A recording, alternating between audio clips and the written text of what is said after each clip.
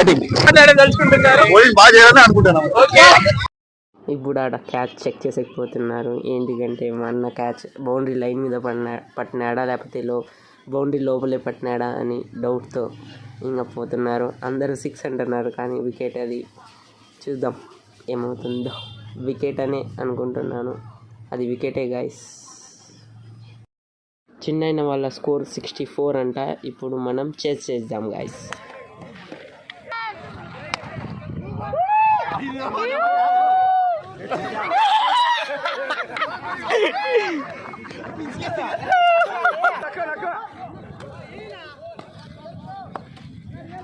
ప్రేణంకుల్ side నేనే కొట్టాలా last ball